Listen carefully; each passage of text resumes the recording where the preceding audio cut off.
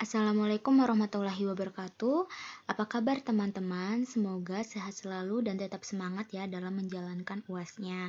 Dan semoga diberi kelancaran. Nah, pada kesempatan kali ini akan dibahas mengenai soal-soal TO dari Mitra PPKU. Tipe soal yang pertama adalah terkait soal benar salah. Soal pertama, bisnis tukang semar atau B2C adalah perusahaan menjual barang daring mereka kepada konsumen yang merupakan pengguna akhir produk atau layanan mereka. Biasanya, toko web e-commerce B2C memiliki akses terbuka untuk setiap pengunjung dan pengguna. Nah, kira-kira ini pernyataan benar atau salah ya teman-teman? Ya, pernyataan yang benar. Karena di sini dikatakan bahwa B2C itu kan adalah perusahaan ya, perusahaan yang menjual barang daringnya kepada konsumen akhir, konsumen yang langsung menggunakan. Sedangkan jika kita ingat-ingat ada 4 tipe e-commerce. Yang tadi pertama sudah disebutkan B2C dari perusahaan ke konsumen akhir, kemudian yang kedua itu B2B, business to business. Jadi bisnis itu mewakilkan kata perusahaan. Jadi kalau dengar B2B, business to business berarti perusahaan ke perusahaan lain. Biasanya ini untuk memenuhi tujuan tertentu gitu. Nah, ini kayak ada contohnya indotrending.com, kawan lama, dan lain-lain. Nah, sedangkan yang ketiga itu ada C2C. C2C itu antar konsumen. Jadi, ciri-ciri dari C2C ini diwakilkan atau ada platform online yang menghubungkan konsumen yang satu dengan konsumen yang lainnya seperti Tokopedia, Bukalapak, Shopee, dan lain-lain. Sedangkan kalau yang terakhir, yang keempat itu ada C2B, dia itu konsumen ke perusahaan. Artinya, konsumen yang yang menjadi individu menawarkan kemampuan seperti menulis gitu atau desain kepada perusahaan yang membutuhkan. Selanjutnya nomor 2, ketika terjadi inflasi maka daya beli dari uang yang dipegang oleh konsumen akan berkurang karena dengan jumlah uang yang sama, kita hanya bisa membeli lebih sedikit barang setelah terjadi inflasi. Nah, ini pernyataan yang benar juga ya teman-teman, karena ketika terjadi inflasi, harga-harga pada naik, kemudian seolah-olah ini membuat daya beli dari masyarakat menurun. Contohnya, ketika kita mempunyai duit 20.000, kita bisa membeli beras 2 liter dalam keadaan normal. Tetapi setelah terjadi inflasi, harga-harga beras pada naik, dengan duit 20.000 kita hanya bisa membeli 1,5 liter beras saja. Ini menandakan bahwa daya beli masyarakat berkurang. Kemudian yang nomor 3, defisit neraca perdagangan menunjukkan bahwa nilai impor lebih besar dibandingkan nilai ekspor. Ini juga pernyataan yang benar ya teman-teman, karena neraca perdagangan itu adalah selisih atau perbedaan nilai antara impor dan ekspor. Nah, seperti yang kita tahu bahwa nilai impor itu mewakilkan pengeluaran, sedangkan nilai ekspor mewakilkan pemasukan negara, menambah pendapatan negara gitu kan, karena kita menjual barang kita ke luar negeri gitu. Nah, sehingga defisit itu kan kita tahu terjadi ketika jumlah pengeluaran lebih besar dibandingkan jumlah pemasukan. Berarti ini pernyataan yang benar karena di sini dijelaskan bahwa nilai impor sebagai perwakilan dari pengeluaran lebih besar dibandingkan nilai ekspor atau perwakilan dari pemasukan negara. Begitu. Semoga bisa dipahami ya. Selanjutnya nomor 4. Definisi inflasi menurut BPS adalah kenaikan harga semua barang dan jasa secara umum yang terjadi secara terus-menerus atau berlangsung dalam jangka panjang. Ya, ini adalah pernyataan yang benar juga. Karena seperti kita tahu bahwa inflasi ini adalah kenaikan harga yang terjadi pada semua barang, tidak hanya satu barang saja, tapi terjadi pada semua barang secara umum dan terjadi secara terus-menerus dalam jangka waktu yang panjang. Kemudian nomor 5, nilai GDP nominal pada suatu negara diperoleh dengan cara menghitung jumlah barang dan jasa yang dihasilkan di negara tersebut dikalikan dengan harga pada tahun yang sama atau tahun perhitungan GDP. Nah, ini juga adalah pernyataan yang benar. Kita ingat-ingat lagi ada GDP nominal sama GDP real. Kalau GDP nominal itu dihitung berdasarkan harga berlaku atau berlangsung, current price, harga yang ditanyakan, misalkan GDP nominal tahun 2015 gitu kan.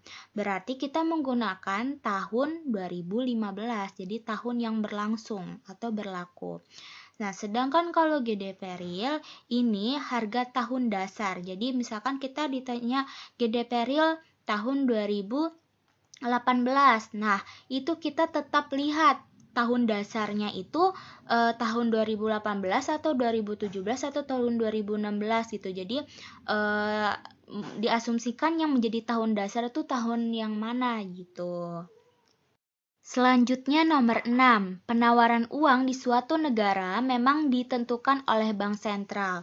Namun penawaran uang tidak dipengaruhi oleh suku bunga.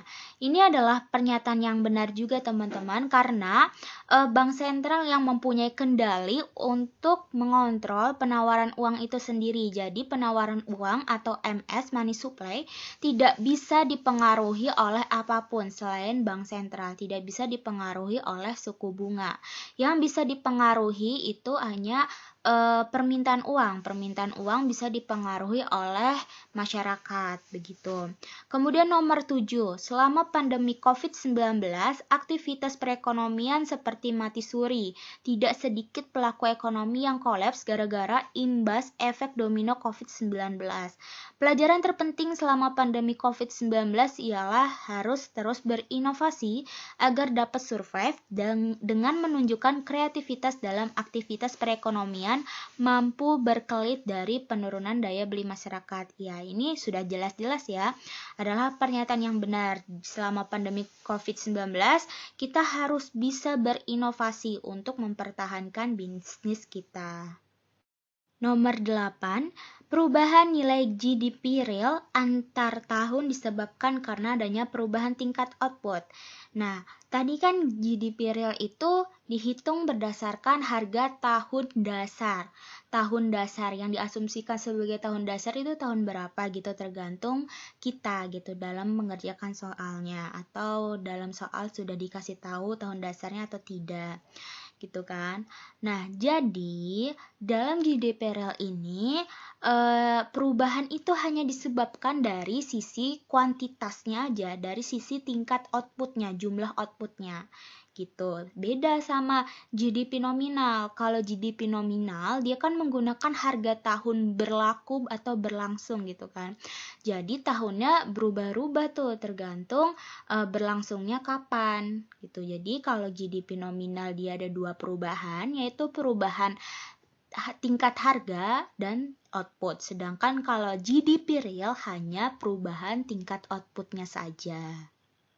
Nomor 9, kebijakan harga maksimum ditetapkan di bawah harga equilibrium pada saat terjadi kenaikan harga yang sangat tinggi, biasanya saat paceklik atau saat banyak petani mengalami gagal panen bertujuan untuk melindungi konsumen. Ya, ini adalah pernyataan yang benar juga ya teman-teman, karena ketika terjadi gagal panen, otomatis harga barang-barang akan menjadi lebih mahal. Ya, jadi ada kelangkaan barang tersebut. Jadi harganya menjadi lebih mahal, kemudian konsumen merasa rugi dari harga-harga yang tinggi itu. Akhirnya pemerintah menerapkan kebijakan harga maksimum. Nah, contohnya kalau misalkan dalam keadaan normal harga bawang merah 50.000 per kilogram. Kemudian naik di pasaran harganya itu jadi 80.000 per kilogram gitu kan. Nah, di sini dapat dilihat ada kurva permintaan yang D dan kurva penawaran yang S gitu. Tadi harga di pasaran itu adalah 80.000 ya. 80.000. Nah, ini adalah harga equilibrium atau keseimbangan di pasar gitu. Kemudian, pemerintah menerapkan harga kebijakan maksimum untuk melindungi si konsumen gitu. Sehingga konsumen ini tidak merasa dirugikan karena mampu beli bawangnya itu hanya harga 50.000 per kilogram. Jadi dia menerapkan harga 50.000 untuk harga bawang merah. Jadi ada di bawah keseimbangan pasar gitu harganya. Berarti ini adalah pernyataan yang benar gitu. Nomor 10. Banyaknya uang beredar tanpa diiringi dengan peningkatan jumlah output nasional akan mengakibatkan nilai uang secara real menjadi turun. Atau dengan kata lain, masyarakat perlu nominal uang lebih banyak untuk membeli barang yang sama. Ya, ini secara teori benar ya teman-teman pernyataan ini.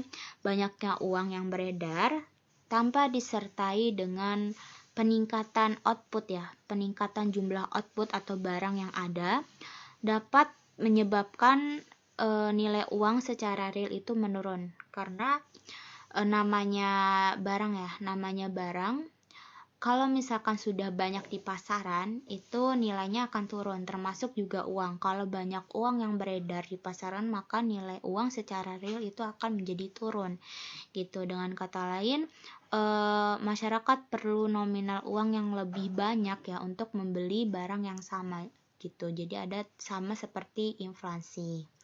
Kemudian yang nomor 11, fluktuasi harga terjadi karena kelangkaan dalam persediaan pangan. Nah, ini adalah pernyataan yang benar juga karena seperti yang kita tahu bahwa fluktuasi ini adalah kuantitas pasokan dan permintaan yang dibutuhkan tuh tidak seimbang gitu kan. Fluktuasi harga disebabkan karena kuantitas pasokan atau persediaan dan permintaan yang dibutuhkan tuh tidak seimbang. Nah, berfluktuasi itu kan berarti bisa naik, bisa turun gitu kan. Nah, harga menjadi naik ketika persediaannya ini kurang dari permintaan. Persediaan barang kurang dari permintaan, maka ini akan menyebabkan harga menjadi naik gitu. Barang-barangnya pada langka. Jadi mau nggak mau walaupun harganya tinggi ya masyarakat kalau butuh tetap dibeli gitu barang itu gitu. Nah, kalau misalkan harga menjadi turun tuh apabila kuantitas persediaannya ini lebih besar dibandingkan permintaannya begitu. Selanjutnya nomor 12, bantuan langsung tunai yang diberikan pemerintah sebagai insentif dalam penanganan COVID-19 termasuk dalam transfer payment. Transfer payment tidak dimasukkan dalam perhitungan pengeluaran pemerintah dalam GDP sehingga tentu saja bukan merupakan cara untuk meningkatkan GDP Indonesia melalui G. Nah, ini salah ya teman-teman karena transfer payment itu adalah pengeluaran pemerintah gitu. Jadi ini adalah pernyataan yang salah. Kemudian nomor 13, penawaran uang di suatu negara memang ditentukan oleh bank sentral.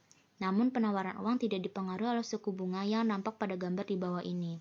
Nah, ini adalah pernyataan yang benar. Dia tidak dipengaruhi oleh suku bunga, hanya dipengaruhi oleh bank sentral. Yang bisa dipengaruhi itu adalah permintaan uangnya atau MD-nya. Sedangkan MS-nya ini bentuknya lurus. Makanya dia bentuknya lurus tuh karena ya hanya bank sentral gitu yang bisa mengontrol penawaran uang. Yang bisa bergeser itu hanya MD-nya nih, permintaan uangnya. Nomor 14, business cycle adalah fluktuasi ekonomi yang terjadi dalam jangka pendek. Ya, ini adalah pernyataan yang benar ya. Memang teorinya seperti itu. Kemudian nomor 15, stimulus fiskal misalnya melalui peningkatan G atau pengeluaran pemerintah dalam kebijakan fiskal ekspansif akan mempengaruhi AD. Perubahan nilai tukar terhadap mata uang asing juga akan mempengaruhi AD melalui tingkat ekspor dan impor pendapatan nasional dari sisi pengeluaran. Ini juga adalah pernyataan yang benar. Karena kalau misalkan kebijakan fiskal itu kan ada ekspansif dan kontraktif itu sama-sama melalui peningkatan G dan pajak atau TX gitu kan. Dia akan mempengaruhi kurva AD atau AE-nya. Kemudian perubahan nilai tukar terhadap mata uang ini juga akan mempengaruhi AD karena AD ini bisa dihitung melalui pendekatan dari sisi pengeluaran pendapatan nasional gitu. Ada di dalam pengeluaran pendapatan nasional kan ada konsumsi, kemudian ada impor, ada ekspor, pengeluaran pemerintah, ya sama investasi kan CIGNX. Jadi ini adalah pernyataan yang benar. Nomor 16, penurunan konsumsi rumah tangga Indonesia akibat COVID digambarkan dengan pergeseran kurva aggregate demand atau AD ke kiri. Nah, AD itu tadi sudah dikatakan bisa dihitung melalui pendekatan sisi pengeluaran pendapatan nasional atau Y, yang rumusnya itu C ditambah I ditambah G ditambah NX gitu.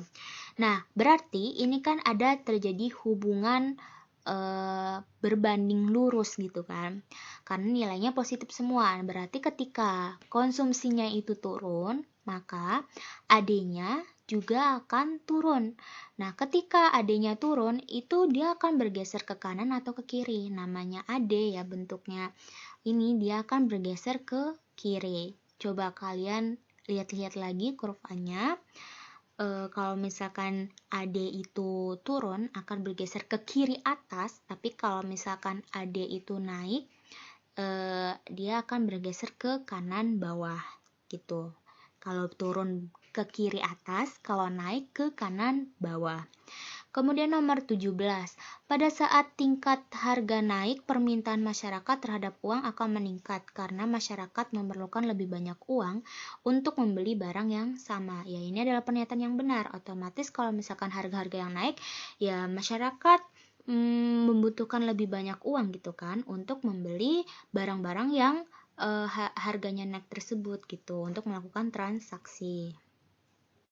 Nomor 18, kebijakan moneter ekspansif bertujuan untuk meningkatkan pendapatan nasional dan dilakukan terutama untuk mengantisipasi penurunan GDP.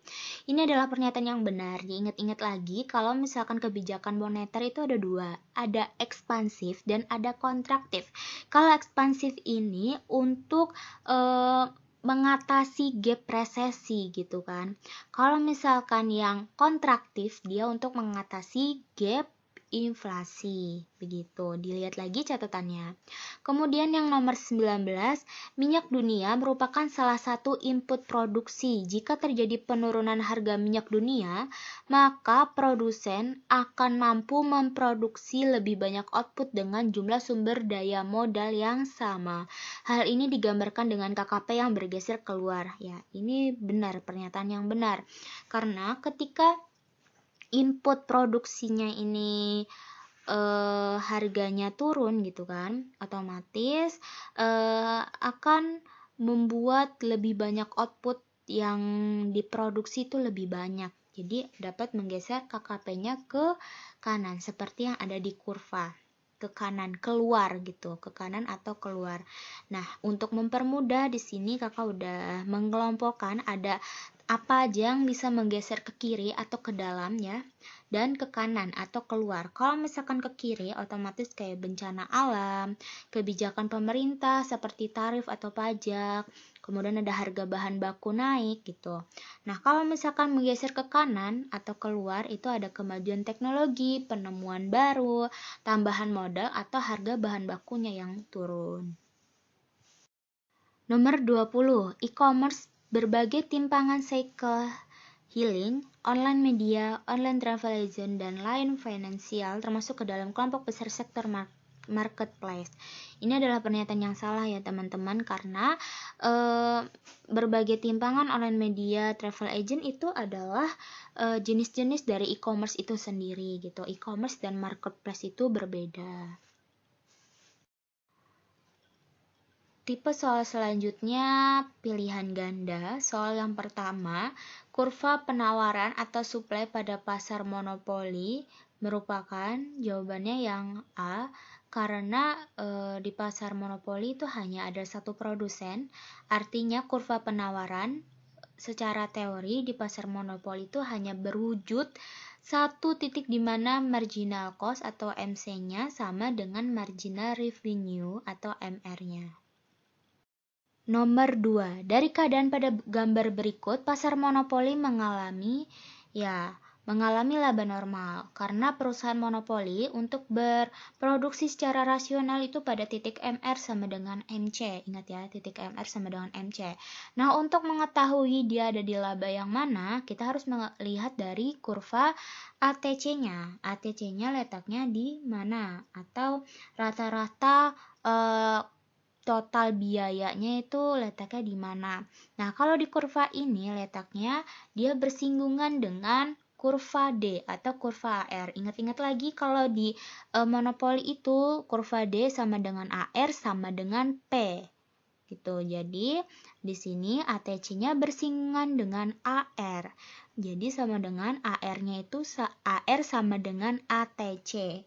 Atau total pendapatan sama dengan total rata-rata biaya. Nah, kalau laba positif, otomatis nanti ATC-nya ini dia ada di bawah kurva AR gitu. Kalau misalkan rugi, dia ada di atas kurva AR. Lihat-lihat lagi ya catatannya. Nomor 3, barang yang belum terjual atau sebagai persediaan inventory ya namanya. Dalam perhitungan pendapatan nasional akan tercatat pada, jelas-jelas tercatat sebagai investasi. Nomor 4, hubungan antara GDP dengan indikator kualitas lingkungan suatu negara. Jawabannya tidak terdapat hubungan di antara keduanya. Kenapa? Karena negara yang memiliki GDP yang tinggi itu nggak menjamin kualitas lingkungannya itu bagus, gitu. Komponen terbesar pada pendapatan nasional didominasi oleh konsumsi. Ya, ini sumbernya dari data GDP yang paling banyak itu adalah konsumsi. Nomor 6, adanya permasalahan pada perbedaan kualitas suatu barang atau jasa setiap tahunnya dapat menjadikan IHK menjadi lebih tinggi. Jawabannya cek. Nomor 7, jika diketahui IHK tahun 2010 sebesar 110, IHK tahun 2011 240, dan upah minimum suatu daerah pada tahun 2010 sebesar Rp2.150.000, maka upah minimum pada tahun 2011 ini bernilai berapa gitu ya, sebesar berapa. Nah, kita bisa menggunakan rumus IHK tahun 2010 dibagi IHK tahun 2011, kemudian upah minimum tahun 2010 dibagi upah minimum tahun 2011. Gitu. Ya, jadi 110 per 114 sama dengan 2.150 per X. Jadi kita kali silang, X sama dengan 114 dikali 2.150 dibagi 110. Hasilnya kita temukan Rp4.699.909. Nomor 8, pada tahun 2021 Anda menabung pada suatu bank sebesar Rp750.000. Pada tahun selanjutnya jumlah tabungan Anda menjadi Rp880.000. Jika suku bunga real sebesar 20%, maka besarnya suku bunga nominal dan tingkat inflasi sebesar berapa? Nah, kan kita punya rumus suku bunga real itu sama dengan suku bunga nominal dikurangi inflasi kan. Untuk mengetahui inflasinya kita harus punya suku bunga nominal dan suku bunga real. Nah, kita hanya baru punya suku bunga real. Nah, untuk mencari suku bunga nominalnya kita bisa menggunakan ini, apa yang 750.000 dan 880.000. Jumlah tabungan menjadi 880.000 dan awal dia nabung 750.000. Jadi 880.000 dikurangi 750.000 dibagi 750.000 dikali 100%. Nah, kita ketemu nih suku bunga nominalnya yaitu 17,33% atau kalau dibulatkan 17%. Nah, kemudian suku bunga real, suku bunga sama dengan suku bunga nominal dikurangi inflasi. Ya udah tinggal substitusikan saja. Suku bunga realnya 20%, suku bunga nominal 17% dikurangi inflasi. Jadi inflasinya adalah minus 3%. Oke, next, nomor 9. Jika IKHK tahun 2007, 2008, dan 2009 secara berturut-turut sebesar 100, 115, dan 113, maka tingkat inflasi pada tahun 2008-2009 sebesar titik-titik. Nah, kita bisa pakai rumus inflasi, yaitu IHK di tahun T dikurangi IHK tahun T sebelumnya dibagi T sebelumnya gitu ya. IHK T sebelumnya dikali 100%. Ya, jadi karena ditanyanya inflasi 2008-2009, kita pakai IHK tahun 2009. IHK tahun 2009 kemudian dikurangi IHK tahun 2008 dibagi IHK tahun 2008 dikali 100%. Jadi hasilnya adalah 13%. Nomor 10, Rolnat baru berulang tahun memasuki usia produktif dan memilih untuk melanjutkan studinya. Dalam hal ini, tingkat pengangguran dan tingkat partisipasi angkatan kerja atau TPAK akan Jawabannya adalah tingkat pengangguran tidak berubah dan TPAK menurun. Kenapa? Karena Rolnat ini kan baru berulang tahun, dia memasuki usia produktif dan melanjutkan studinya, artinya dia sedang sekolah gitu kan. Nah, Rolnat ini berarti tidak termasuk pengangguran, jadi penganggurannya itu tidak berubah. Namun, Rolnat ini sudah memasuki atau termasuk orang dewasa yang berusia produktif, angkatan kerja, jadi dia sudah bagian dari partisipasi tenaga kerja. Nah, tapi dia memilih untuk kuliah atau sekolah. Jadi tingkat partisipasi angkatan kerjanya menurun gitu.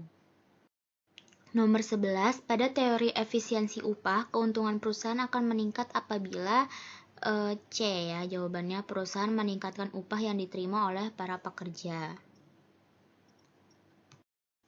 Oke, next, nomor 12. Salah satu alasan adanya pengangguran struktural. Ya, jawabannya adalah D. Tidak seimbangnya pasar tenaga kerja akibat peningkatan upah minimum oleh pemerintah atau serikat kerja. Ya, yang waktu itu diingat-ingat lagi bahwa penyebab pengangguran struktural meningkat itu ada 3 faktor. Ada upah minimum, kemudian kedua itu ada serikat buruh atau pekerja, dan yang ketiga upah efisiensi. Yang ketiga-tiganya itu konsepnya sama, menetapkan upah di atas upah keseimbangan gitu. Nomor 13, jika upah minimum meningkat, maka di pasar tenaga kerja, nah ini akan meningkatkan pengangguran struktural karena upah minimum itu ditetapkan di atas upah keseimbangan kan. Nanti ada gap. Gap itu muncul karena suplai tenaga kerja, penawaran tenaga kerja dari orang-orang yang sedang mencari kerja ini meningkat, tetapi demand permintaan tenaga kerja dari perusahaan itu menurun gitu. Nomor 14, peningkatan harga input bahan baku pada jangka pendek akan menyebabkan, jawabannya adalah stagflasi. Nah, stagflasi itu apa? Stagflasi ini umumnya timbul ketika ekonomi tidak bertumbuh atau menurun, tetapi lonjakan inflasi di saat bersamaan. Jadi ada lonjakan inflasi saat bersamaan. Gitu. Nah, ini bisa dilihat dari kurva ketika harga input atau bahan baku itu naik, maka ini akan menggeser kurva AS short run aggregate supply atau SRAS ke kiri atas gitu, karena kan harga-harga bahan bakunya pada naik gitu, jadi menyebabkan si SRAS-nya bergeser ke sebelah kiri, sehingga nanti pertumbuhan ekonominya itu akan mengalami penurunan, sedangkan harga-harganya pada naik, terjadi inflasi gitu. Ini bagian dari stagflasi. Jadi ingat, stagflasi itu adalah periode ketika ekonomi tidak bertumbuh tetapi terjadi inflasi. Nomor 15, jika besarnya marginal propensity saving 0,2 dan besarnya resesi sebesar 1000, maka besarnya multiplier dan peningkatan pengeluaran pemerintah agar resesi tersebut tertutupi adalah, nah diketahui tadi MPS-nya sama dengan 0,2, delta Y, jadi resesi ini adalah delta Y ya, sama dengan 1000. Maka ditanya multiplier atau simbolnya itu K dan pengeluaran pemerintah itu G. Jadi rumusnya kan delta Y dibagi delta D sama dengan 1/1 min MPC. Nah, MPS ini kan berarti sama sudah gambaran dari 1 min MPC kan, jadi tinggal masukin aja. Delta Y-nya juga udah tahu 1000, jadi 1000 per delta G sama dengan 1 per 0,2. Hasilnya delta G sama dengan 200. Kalau kita udah ketemu peningkatan pengeluaran pemerintah sebesar 200, kita bisa tahu nih multipliernya berapa. Multiplier rumusnya adalah delta Y dibagi delta G. Jadi 1000 dibagi 200. Jadi multipliernya itu adalah 5 gitu. Nomor 16, jika terjadi kelebihan jumlah uang yang diminta di pasar uang, maka masyarakat akan menjual surat-surat berharganya, sehingga harga surat-surat berharga itu menjadi turun gitu. Jadi permintaan obligasi menurun, harga-harga menurun, dan suku bunganya akan meningkat. Kebalikannya, kalau misalkan terjadi kelebihan penawaran uang, maka masyarakat ini akan membeli surat-surat berharga.